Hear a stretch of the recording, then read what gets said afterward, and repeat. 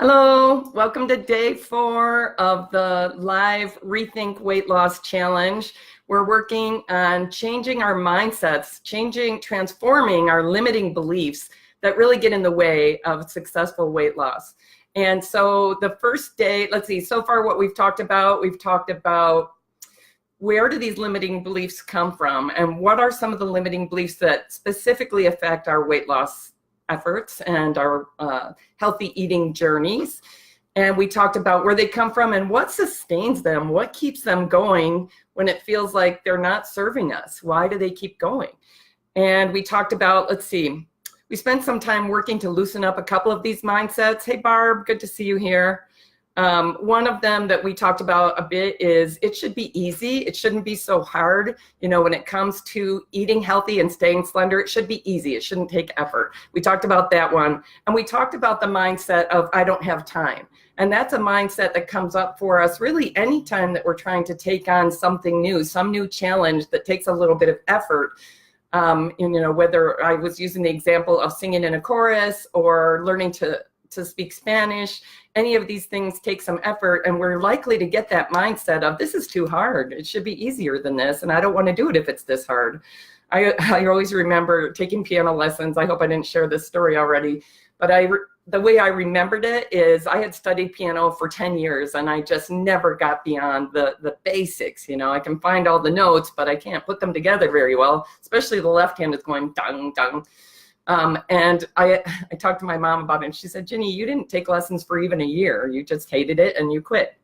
Because I have people in my family, including my mom, who play piano, and I just thought I had studied it for 10 years and never got it. But no, I just was too frustrated with it and gave up. So you've had that experience before, right? You're trying to do something that's a little bit challenging, trying to build some skills at something, and you get this, it's just too hard kind of attitude. And so I think what we're exploring with this challenge is maybe it takes a little bit of effort to change the way we eat and to eat really healthy and to get great results, including a really healthy, slender weight and a really healthy body that feels really vibrant and alive and energized, that maybe it's worth a little bit of effort to change our eating in order to achieve that. And there's other mindsets that come up. I think it was Barb that was talking this week about the mindset of, well, it sort of goes along the lines of, I think I'll be suffering. I think I'll be sad. I don't think it will be fun. I think I'll be this miserable person if I don't get to eat the things that I'm eating now, or if I have to limit myself in some kind of way, or I don't get to eat what other people are eating at a cupcake party or whatever. And so that's another limiting belief that can come up is I'm going to miss out on the pleasure in life if I restrict myself in this way. And so we'll talk about that one later in this challenge. I think that's a good one. So these mindsets really set us up for failure because they tell us, you know, it's not worth it. Just give up, just stop. And we talked about, well, why do we even get those mindsets? They're limiting. They keep us from having a really full life with all the rich pleasures that life has to offer. And we talked about how it's partly because our brains are trying to conserve energy and they don't want us to have to think so hard and make these changes. And it's partly because our brains are oriented toward our survival. If eating bonbons on the couch crying all day yesterday made it so that we survived to the end of the day, our brain says, do that again. You know, that worked really well. You survived, no one died, keep doing that. But we, you know, the conscious part of ourselves, the sort of frontal lobe part of ourselves, the part of ourselves we identify with the most is saying, no, I want more than sitting on the couch eating bonbons and crying every day. Even though I survived that, I want more than survival. So those are some of the things we talked about. Just going to look at my notes about where I'm going next. So we also worked on developing awareness of the thoughts that derail us and the feelings that go with those, and that this developing awareness can be just like noticing and paying attention and observing and maybe naming what we're thinking. So I'm thinking I don't have time to eat healthy. And just being curious, not trying to argue with it or change it, because we have a lot of experience building that belief. And once you have a belief like that kind of maintains the status quo and just keeps you safe and comfortable, you will see evidence for that all the time. I certainly always could find evidence for I don't have time. I can prove it to you. It's a fact. It's just true. That's how we feel about limiting beliefs. That's the kind of attachment we have to them. So what we want to start doing is just developing awareness, noticing what those thoughts are, noticing the feelings that go with them.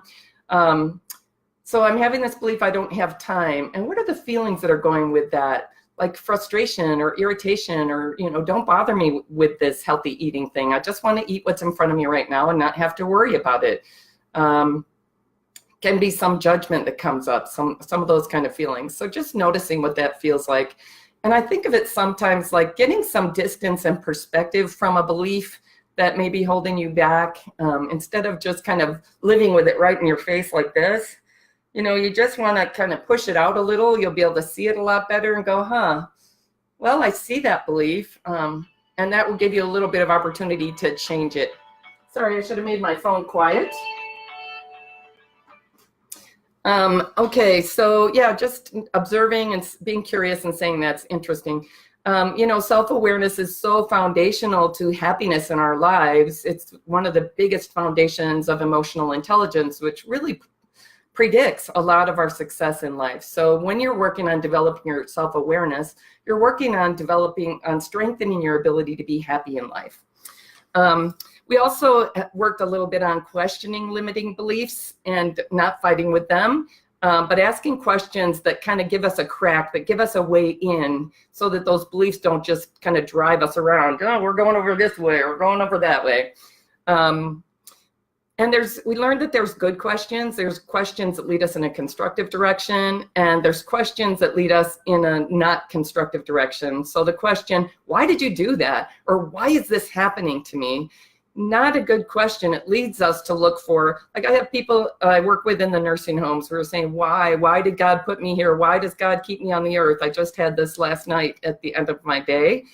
And that question just leads you to misery, because you're looking for either God is really unloving and more punitive than you would like to think, or you're looking for what is it about you that God doesn't care about you. So that kind of why question doesn't help. And the why question of why did you just eat that thing you had said you weren't going to eat? That leads us to looking for, some justifications. And our brain, especially the left hemisphere of our brain, the interpreter function, is really good at finding justifications. And so you'll find, you get an urge to eat something, and, part of your brain is saying, let's go for that, let's go. And the other part is saying, no, we shouldn't go for that. But it's if the side that says let's go wins, because it can be a little bit faster. We'll talk more about this, how to choose more from your automatic thoughts to your intentional thoughts later. But asking a question helps you kind of get in and make an opening, a crack there to start thinking about and getting some distance from that belief. By the way, if you're finding this valuable, this challenge, and you feel like any of your friends or family would benefit from it, please invite them to join. It's not too late to join at all. People can be joining all the way into next week. Invite them to join at slenderforgood.com/14-day challenge. Now, today I want to talk about the idea that you don't have to believe your thoughts. Sometimes we have a thought and we're so attached to it that it's like it's who we are. This is what we believe. And because our beliefs are so formed by prejudices and biases, and maybe one experience that we just made up a belief that it means all of this when it really just meant this little thing. So we don't want to necessarily believe our thoughts 100%. We really want to question them. Our thoughts include a lot of limiting beliefs that keep us surviving, but really limit our ability to have full, happy lives. They don't always serve to make us wise and happy. So we already talked about in a previous training how you can overgeneralize your thoughts, believe them to be true, give them too much weight, and we can also really over-identify with our thoughts. Now I want to build on the skills that we've been working on so far to start doing thought substitution, and that involves thinking this, not that. And I didn't want to teach thought substitution too fast because, as I say, we've been developing these beliefs for a long time, and we have a lot of evidence that they're true. I can prove this is true. So we don't want to go from I don't have time to I have plenty of time, because we're not going to believe it. You know, not intelligent, we have different kinds of intelligence, but the logical side of us is not going to just go along with that. Well, we don't have plenty of time. We're feeling pretty stretched for time. So we want to change the thought into something that is more accurate and less defeating, more constructive, less defeating, more constructive, more true. So we don't want to change it to something that's just a gross exaggeration the other way. We're going to go from I don't have any time at all to work on eating healthy to I have all the time in the world to work on eating healthy. We want to find something that's more true, more balanced, and more constructive. So for those of you who are here, let's see, we did a little bit of this yesterday. What are some of the things that we can, well, we talked about questioning, like, is it true that I don't have enough time? What would be a good question to ask myself here? How can I find the time to prioritize healthy eating? You know, where in my day can I find half an hour to make sure that I'm preparing healthy, nutritious food for myself? And so thought substitution takes it another step. So we catch ourselves saying, I don't have time to eat healthy. We slow down and pay attention to what we're thinking. We question the thought, and then maybe we go all the way to substituting a more true and more constructive thought, like, I'm feeling really stretched right now. That's true, but I can certainly find half an hour in my day to prepare healthy food. So that thought substitution takes into account this part of you that's feeling really stretched in terms of time. It honors that part, but it doesn't let it take it so far to this limiting belief of we can't make time for this. Do you have any other, those of you who are on the call, who are watching online, do you have any other ways that you might turn that statement around? That's the most obvious one for me.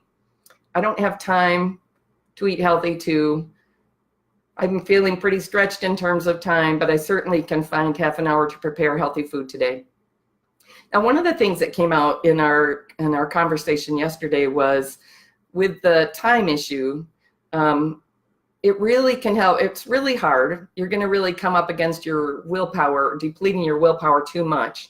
If you go into the kitchen at dinner time and you're famished, you're starting to feel the blood sugar really crashing. You really feel hungry. You're not thinking well. At least I get like that when my blood sugar gets low, which it used to all the time when I used to eat too frequently and eat too much sugar.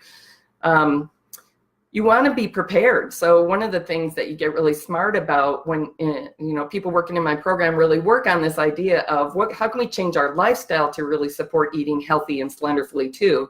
So like I make sure there's always something in the freezer that's healthy and nutritious that fits the way that I want to eat for when I just don't have time. I'm just too hungry and I don't have time to prepare something because I'm going to grab something I shouldn't if I try to put this off. If I try to prepare something that's going to take half an hour, it's going to be too late. I will be eating through the whole thing. And that's not what I want to do. I want to eat meals and not snacks. That's one of my priorities. So that's a lifestyle issue. So you can't change all this with mindset, right? But mindset's one of the three big components here. It's eating slender and thinking slender and living slender, setting up your lifestyle to support the way that you're trying to eat. So hopefully that makes sense. I'm going to do another one, think this and not that. It's too hard. It should be easy. We talked about questioning that idea and not just letting it go. Like, yeah, it is too hard. Forget it. It should be easier than this. I'm just going to eat whatever I want because it's just too hard. Well, that's a limiting belief that stops us from doing a lot of things that are a little bit challenging and could be really rewarding to us, including a healthy eating and weight loss journey. So how could we change this? How could we think this, not that? Think about something that's more true, more accurate, more constructive. I don't know if anybody in the Facebook group could add a comment about how might you substitute that thought? What might be a good substitution for it's too hard? Something that's more true, acknowledges that it's a bit challenging, but isn't so discouraging and defeating. Because it's too hard, it should be easy, leads me to want to give up. It doesn't lead me to a constructive place. Let's see. I won't like any of this healthy food. It won't taste good mindset. Yeah, that one can really be a problem. And we're going to talk about that one more in another session because I love it. I love that it just kind of crystallized something for me when you talked about that, Barb. So thank you very much. Let's see. So it's too hard. It should be easy. Could be, if we flip this around, we could say, if we say something that's more true and more accurate, we could say it does take some effort to eat healthy, at least at this point, but I bet it's going to get easier.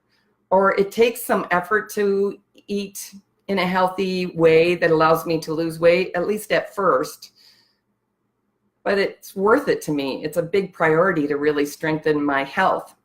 I know for me, once I got to an epiphany point where I thought my health is really going down, I'm really not looking forward to a healthy future at all if I don't change this. That's when it got to be enough of a priority that I thought, okay, it's as hard as it is.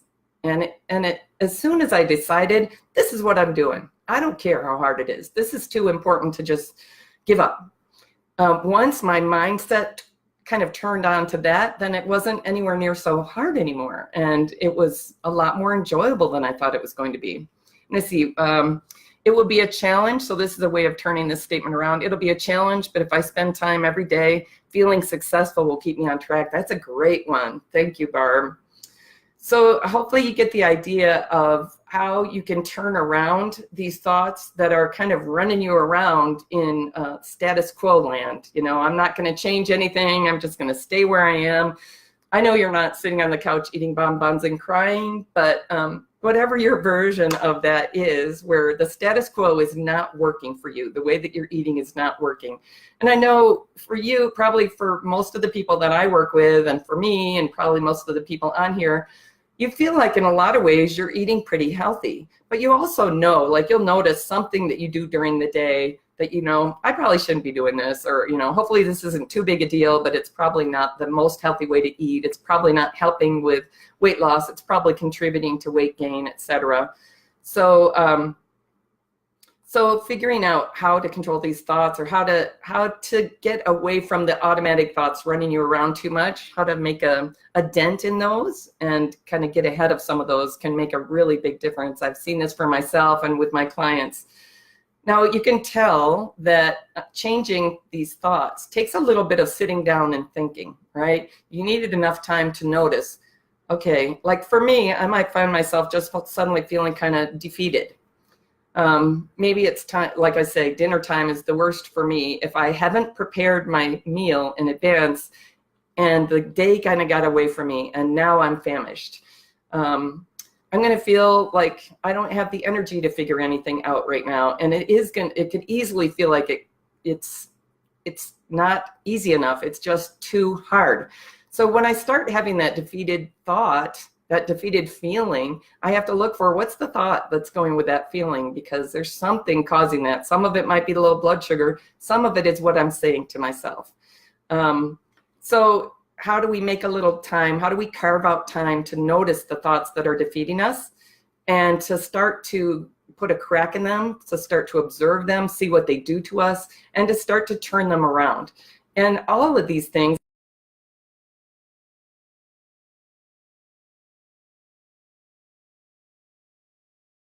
to turn it around before it really gets you and takes you down. I know for me and for my clients, you know, I've been working with clients on weight loss for just a couple of years, but I've been working with clients for over 20 years on changing things in their lives that are holding them back, that are making them suffer and keeping them from having as happy a life as they can. And I've found that changing mindsets is just foundational. It makes all the difference to being able to achieve their goals. So now I want to look at the ReThink Weight Loss work bit a little bit, because, you know, coming to a class where I'm talking to you about these ideas can be kind of enlightening, can be kind of interesting and kind of engaging. But if you want to get to the point where you're really changing your mindsets, you need to sit down and do a little work. You need to take a little time looking at your own mindsets and noticing how you say things to yourself and how they make you feel, and starting to turn those statements around to think this and not that. This is one of the most powerful tools you can use that can benefit you in so many areas of life. but just making time for it can be the hard thing. You know, it just seems too obvious, too simple. How's it going to make such a difference? It's, you know, a lot of the most powerful interventions we can do are really simple. It's just a matter of making time for it. So I think I see this backwards. No, I see it right ways. So hopefully everyone on the challenge received this workbook. And if you didn't sign up for the challenge, let me know and I'll make sure that you get the emails and get the workbook. But the first day just describes what's going on through this experience. We're going April 1st to April 17th, and we're going to be working on changing mindsets, building skills every day.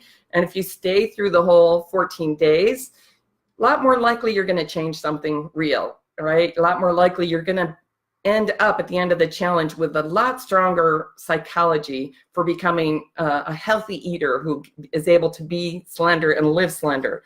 So the first day just really explains what's going on in case you have any questions, how to get a hold of us, etc. Second page, very similar, and this page also talks about how to get the most out of this experience, like carving out a little time every day to listen to the live, to participate in the live training or watch or listen to it in the recording. You know, take some time to respond and think about the questions that I'm asking and engage in dialogue like Barb and I have been today. And inviting your family and friends to participate can really help, because then there's other people in your environment who are talking about and thinking about the same thing. And it starts to take on more of a power and an energy driving you towards your goals, right? Getting support. And then participating to the end will get you the most of the experience out of this experience. And that's why I've set up an opportunity to get a free gift from me. It's going to be an MP4 recording of a visualization that will, and affirmations that will really help you strengthen your mindsets and your psychology for eating healthy and living slender. And I encourage you to print out the workbook. Let's see. And then there's a page where I encourage you to assess your mindsets and identify some of these mindsets that really are a problem for you and have been keeping you from being able to successfully get on a healthy eating and weight loss journey. And so there's a column over here for writing limiting beliefs you've identified that you have, and please put them in your own language because that's going to be the most powerful. And then there's a column for identifying how this belief has derailed you. And there's some real benefit to taking enough time with this that you feel some pain over it. It is painful when you start to notice that there are limiting beliefs that have been holding you back in life in really critical, important areas. And for me, I got a little emotional yesterday and I get a little emotional today when I think about how my health was really becoming such a problem and my future was really dimming. And some of these limiting beliefs were really keeping me in that position where my life was going downhill very rapidly. And so I think it can be very beneficial because when we're too comfortable, we don't change anything. When we feel a little bit of pain, like, okay, this is bad, and this mindset that's in my own head is keeping me from having the kind of rich, full life that I want to have. So I think this exercise can be more beneficial than you think. And when you feel the painful feelings, don't try to run away from them immediately. Let yourself sit with them a little bit. That's my encouragement to you, my invitation to you. And then the last page here is for you to really note, you know, what is something you want to remember from this experience about changing your mind, and some key changes you want to make to your eating habits, and what mindsets will support this. And so I'm not doing training on the eating approach that I teach right here. Some of you have heard it through my videos or my live trainings. There's kind of 4 main components to Slenderful eating. But you're hearing some of them through this training this week and these 2 weeks. So what are some key changes you want to make to your eating habits, and what mindsets do you want to cultivate to support those? I will say changing one component of your eating often doesn't get you as far as you'd like. It's changing all of them together. But I still think this will be a beneficial way to put this into the context where it's going to make the difference in the area you want to make a difference. And then I have a box for you to talk about what worries or fears you have about eating healthy or releasing excess weight. Like this one, I won't like any of this healthy food. It won't taste good. That's a fear, and that's a limiting belief, and it really can hold you back. And I understand it. And it can take a little while to change it, but as you get so that you're eating the way that I'm recommending, and that mindset can change, because you can find yourself continually saying, you know, I really like this. I really like eating this way. I like the taste. I like how things feel in my body. I like how my body's starting to feel. So it becomes very self-reinforcing, but the limiting beliefs sort of keep us from getting started. And then there's a box here. What excites you about changing your eating habits and releasing excess weight? You know, it's important to take a little time with that too, when you know, to get into that vision of what's it going to be like. I know for me, it changed everything. It changed so many things about how I felt about my life, and what I'm able to do in my life, and what my future looks like, and all these things. So many things changed. So what excites you when you think about, when I'm eating healthy and I've released this excess weight, and then I'm maintaining a really slender, healthy body, what is my life like? What are all the things that are different? Because it affects all areas of your life. And then I ask you to think about what's your next step in becoming slender for good. So I think the workbook can really help you get the most out of this experience, and I encourage you to follow it, to use it, make use of it. So yeah, take some time outside of these classes to really work on changing your mindsets, and that the workbook's designed to help you with that. That'll be the way you'll get the most out of this. So you're awesome for committing to this challenge. I'm just feeling love for you and excitement for you that you're participating in this, and enjoying the interaction with you. And you're on the path to becoming slender for good, because you're building skills to combat the limiting beliefs that really can hold you back from having what you want in life and living up to your intentions to eat healthy. And tomorrow I'm going to teach a really powerful strategy for changing limiting beliefs. So don't miss that. I hope that you'll be here tomorrow. And send me any questions and any ideas that you'd like me to address during this challenge. I really want as much interaction as we can have that'll make it benefit you the most. And I hope you're really proud of yourself for investing time in this. Keep showing up. I look forward to seeing you tomorrow. I love you, and have a good day.